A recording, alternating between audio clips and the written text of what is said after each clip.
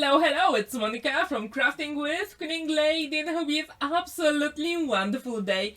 In today's video, I'm going to show you a very special birthday card for a boy who likes football and PlayStation. For today's card, I need two square panels. First is 300 GSM white card and slightly bigger square panel using 270 GSM dark blue. I also die cut the logo of the football team and the picture of the game. If you know which football team it is or what's the game, please let me know in the comments down below. Now we're going to create that moving mechanism, so I'm going to use a pencil to draw a rectangle, and using a craft knife we're going to cut it out. As you can see, I've got my cutting mat underneath because I don't want to damage my glass mat. When this is ready, now we're going to start assembling the whole mechanism together.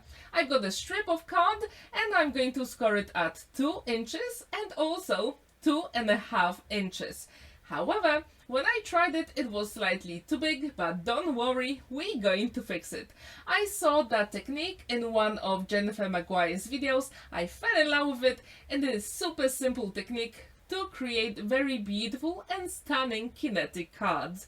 Now I'm going to use my one and only liquid glue, magic glue, and I'm going to add here our smaller element, and this is crucial. That's where you have to start. And as you can see, I've got some left space on the left hand side with our fold line. However, as you can see, my bigger element was slightly too small because I could see that picture of a game. So I'm going to use my scoreboard again, and I'm going to actually score it at 2.25. And this way our fold line is slightly narrower and we're going to hide that smaller element. So yes, you can still use it.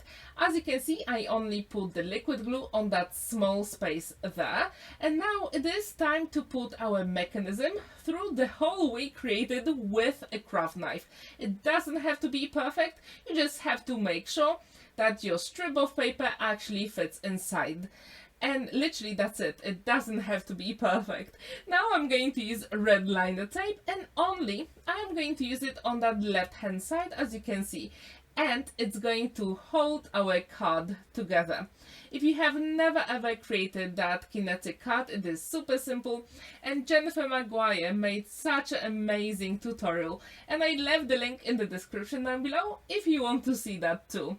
So when this is ready, I do encourage you to burnish it, and yes, we can actually move that logo of the football team. And again, if you know what it is, let me know in the comments down below. Now I'm going to stick our smaller white square on our blue one, and I'm going to leave that gap where we've got the strip because we do want to move it, so don't stick it on. When this is ready, yes, we do have to start assembling the whole card together, and again I've got exactly the same colors and I've got some double-sided tape on the back. And I do wonder, how often do you make cards for football fans? Maybe you had to create a card for a very special team, so please let me know. How did you make it? I'm really curious. I don't often do it, so that was a little bit unusual for me, but I absolutely enjoyed creating those cards. Now, as you can see, I've got some cutting dies from my stash, and they were free gifts with some of the magazines long time ago. And I die cut all the letters and numbers from the same dark blue card, and this way we're going to make sure that everything matches together. Just to make sure that it is evenly spaced and it's on the same line, I'm going to use my low tack tape, put it on my hand to remove some of the stickiness, and then put it on a card. This is a trick I learned from Jennifer McGuire as well. I love it, and this way everything will be evenly spaced. I love it. So if you have never used that trick, I do encourage you to do it. As you can see, I'm using my grid just to find the middle point. It is super easy, and yes, it is time to put all those elements together. And it was amazing to create this card.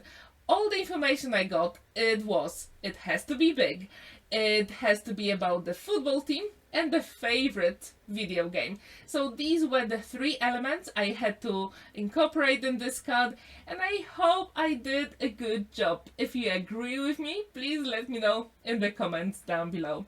As you can see, I haven't stuck that element where we've got the logo of the football team, because first I wanted to make sure that all my words fit. And this is the big trick for you as well. Just make sure that everything fits first, so do the dry run and then start assembling all the pieces together. And again, with the name, if you struggle with some of the letters, you can also use a pokey tool. And this way you don't touch it, so you are not going to move any of the letters. So yes, you can use that trick as well. And again, I'm going to use my low tack tape, my one and only liquid glue, magic glue, and it is time to put the name of the recipient at the bottom of the card. And so far, as you can see, we've got lots of white space. So we're going to add a few elements just to make sure that it's properly done.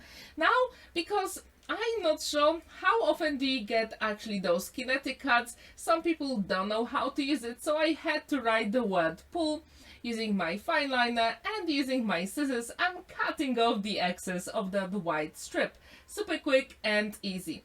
Now it is time to put our background panel on 8 by 8 inches card base, and as usual I've got some double-sided tape on the back, and I'm going to use few drops of my liquid glue. And this way you do have time to maneuver your elements and it will be adhered forever. And if you do support any of the football teams, please let me know what are the colors of them, because I'm really curious, and sometimes it really helps, especially with those amazing requests. And I love making personalized cards. It is one of my favorite things to do because it really stretches my creativity. And I wonder, how often do you create personalized cards? Please let me know. And do you actually enjoy making them? As you can see, I use some double-sided foam adhesive just to make sure I've got some more dimension on my card, and using few drops of liquid glue, I put it on our background. And it is a good idea to burnish it because it will be adhered forever when that glue dries. And now I also created some PlayStation controllers here.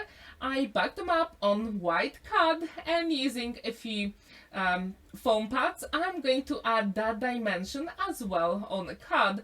Super simple, quick, but I think it works really well, especially with that hidden message, which is the picture from the game. If you know what it is, let me know. Maybe you played it, so maybe you created your own character. If you have, please let me know how he or she looks like. So our card is complete. There is plenty of space to write the message inside. And please let me know, what do you think about this? Is it a good one for 14-year-old boy? Or would you change anything? Thank you so much for watching and spending that time with me. Don't forget to like this video, give the thumbs up and subscribe to my channel if you haven't already. Have a wonderful day and happy crafting!